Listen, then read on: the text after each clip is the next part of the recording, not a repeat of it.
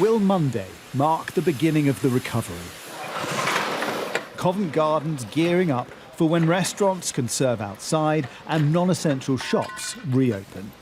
Do you worry that the world has gone online and it will never get back to what it was? Not at all. Covent Garden's been around for 500 years. We're very confident it'll be around for a very long time. I think both of those things can coexist. And every time we've had a lockdown and we've had an easing of lockdown, what we've seen is restaurants full, shops full, queues to get in, people wanting to come out, connect with each other at a very, very human level, but also experience the best of London.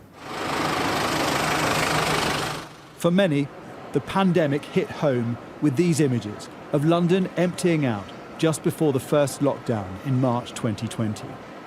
How could the bustle of 44 million visitors a year to Covent Garden just vanish? Back then, traders at Jubilee Market hoped it would be a brief shutdown. You've been here since '78 as well? Yeah.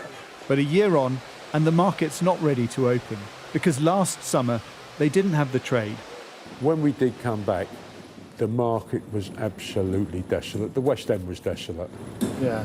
But we were especially quiet because we depend on tourists, both domestic and foreign, and obviously there was no foreign tourists. There's no museums to go to, there's no theatres to go to. So there's no point in you opening your business until... until there's a reasonable footfall. Over the course of 2020, the valuation of the Covent Garden estate has plunged by a quarter. The landlord has had to restructure leases and waive rent from struggling tenants. And only the hardiest kept going, like the florist who began trading shrubs to become a garden centre. The Waldorf and the Savoy, they're not opening until the 17th of May. Yeah. So if there's nobody staying here, and there's certainly no theatres, I think it's going to take a lot longer than people realise to recover, especially in central London. Look at the streets here. It's empty. The only people walking around, unbelievably, are traffic wardens, where there's no cars and there's no people.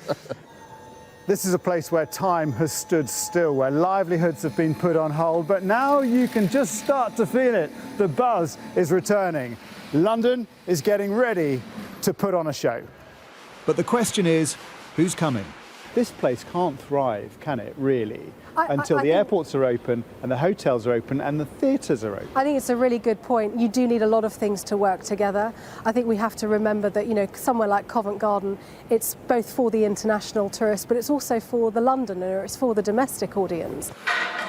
It's a slow, phased, uncertain coming back to life. On Monday, the Piazza will have 800 seats, heaters and umbrellas, food, alcohol, and hopefully lots of people. Jason Farrell, Sky News.